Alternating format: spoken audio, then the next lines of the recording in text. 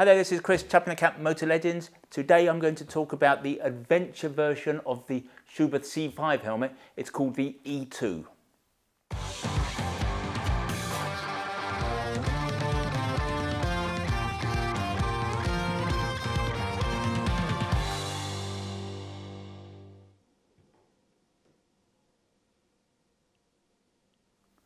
These days, flip lids are not spurned in the way that they used to be, say, 20 years ago. If you commute into work or do long tours, the case for wearing a flip is so strong that it barely needs making. But if you ride only at weekends, I think there are still many benefits. This is perhaps not the time and place to put such a case forward, but the benefits revolve around the extra convenience, the ability to get cool air to the face, the lack of noise that comes because you've got a tighter neck roll, and there are certain safety benefits as well from riding in a flip lid helmet.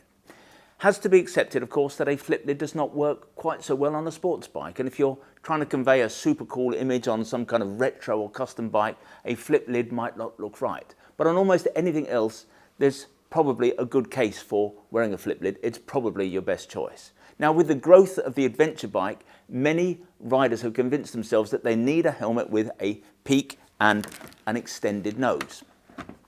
Personally, we're not quite so convinced of the benefits of such a helmet and whether that is the best choice for adventure bike riders who spend most of their time on the black stuff. And let's face it, that does mean most adventure bike riders. But as bikers, of course, we all want to belong to a tribe. Sports bike riders will wear one-piece leathers and have sliders. Those guys who ride retro and custom bikes will want jeans, they'll want a leather or wax cotton jacket, and they'll want hoopy socks.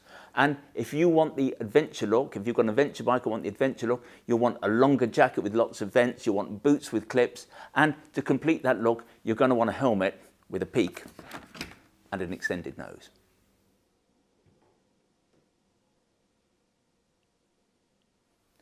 But if you want an adventure helmet, one of the great advantages of an adventure helmet that's also a flip lid helmet is that if you find yourself somewhere hot or working hard off-road, the flip helmet has the ability to get some cool air onto the face. Now, a traditional adventure helmet has a large aperture, and therefore that's going to help you stay cooler than, say, a normal full-face helmet. But in that regard, nothing beats the ability to lift a chin bar on a flip lid to really let cool air reach the head. Which is why some years ago, Schubert basically invented the adventure flip lid. Their first one was based on the C3 model and it was called the E1. It was well greeted and for some it proved to be the perfect helmet. Now, the C4 helmet then replaced the C3, but that helmet wasn't really around long enough to merit the adventure treatment. Then, more recently, the C5 came along. The C5 is the helmet on which the E2, this helmet, is based. And the C5 is a different kettle of fish. It's becoming clear that the C5 is indeed a very good helmet. And so Schuberth has conferred upon it the adventure treatment. But before we progress, let's recap on the C5. As I've said, that's the helmet on which the E2 is based.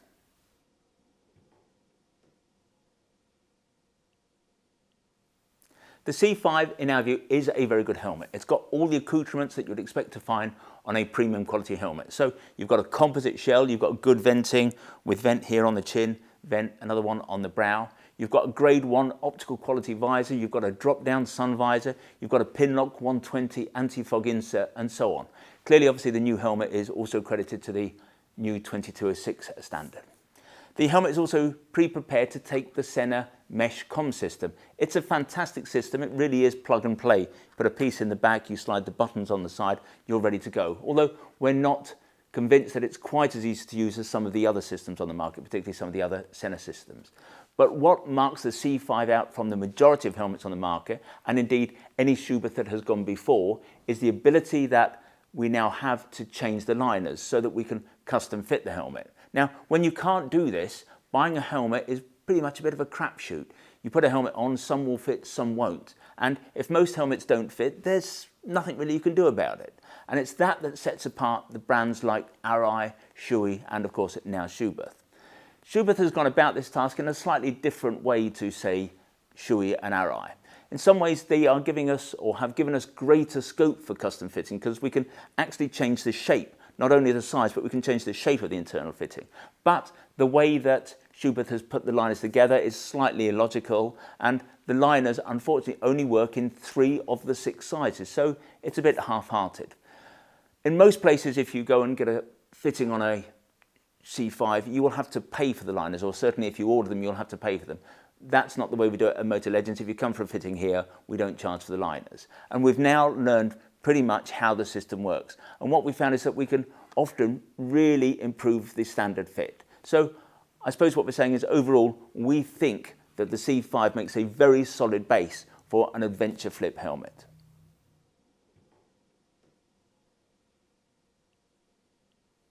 The differences between the C5 and the E2 are fairly minor. There's the peak and there's the venting.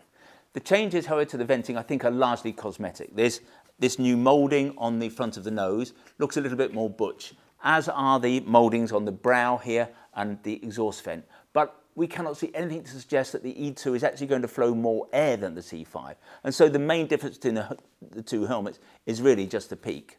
Now the peak, we have to say, is not the most robust we've ever come across. The peaks on the Schuberth Hornet and the Arai Tour X4 are certainly more solid.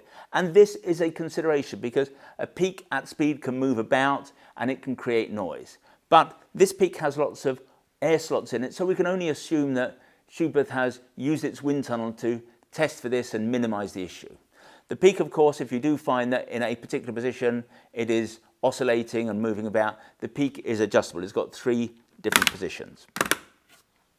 The other option, if you have the E2, is just to take the peak off. Let's say you're doing a long journey on the motorway, the peak is not going to add any advantage. You can just take the peak off. When you do, because the main visor has holes in, which is where the peak attaches, in the box are 2 bungs. So you use those 2 bungs here to block those holes, and basically you then can convert an E2 into pretty much a C5.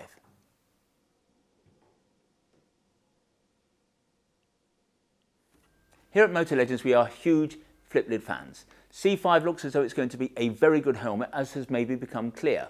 We are not in truth totally convinced of the benefits of an adventure helmet, yet we understand that for all of us appearances are important, and that if you spent a lot of money on an adventure bike and you put metal panniers and spotlights on it, you're going to want to wear an adventure suit and you're going to want an adventure helmet to complete the look.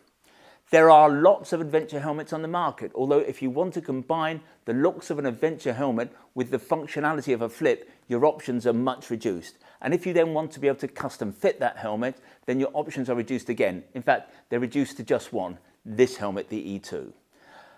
But as I've already mentioned, the way we see it, you are not really committing yourself when you buy an E2. If you like the peak, well and good, but if for whatever reason you become bored of it, you just remove it and you in essence have a C5.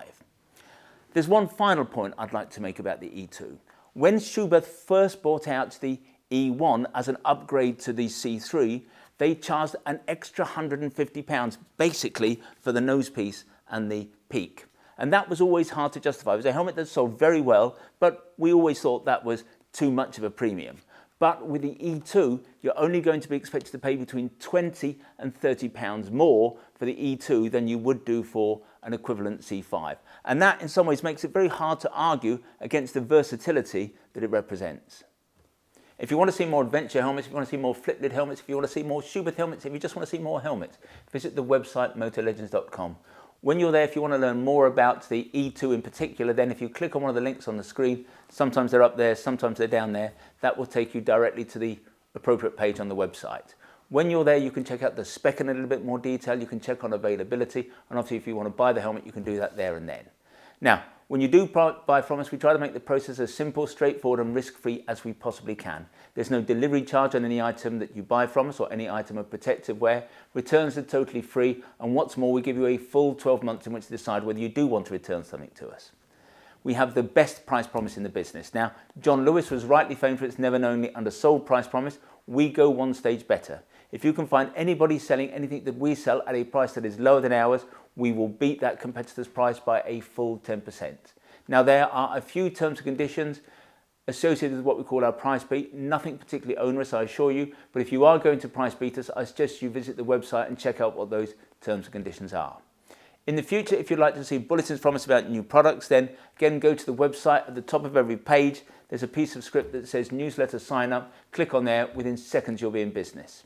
If however you prefer to get your information videographically, that's to say in this form, we'd be simply delighted if you want to become a subscriber to our YouTube channel, and you can do that by clicking on the button below.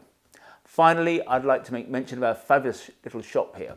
We're based about a mile from the centre of Guildford, a mile from the railway station. And as I've suggested, it's a small shop. It has a small footprint, but it's attached to our warehouse where we carry more than £4 million of motorcycle merchandise. That technically makes this the second largest motorcycle apparel shop in the UK. But we reckon that we are far more than just the amount of equipment and clothing we have here in the building. We're all about service, we're all about personal fitting. If you want to check us out, visit Trustpilot. We have the highest 5-star ranking in the business. And when you come to see us, we'll serve you only the finest Italian illy coffee, or we'll serve you proper Yorkshire tea in a proper teapot. And who knows, if you're lucky, you might even get to sample one of Sean's delicious motorcycle-shaped shortbread biscuits. Thanks a lot. This has been Chris. Talk to you again soon.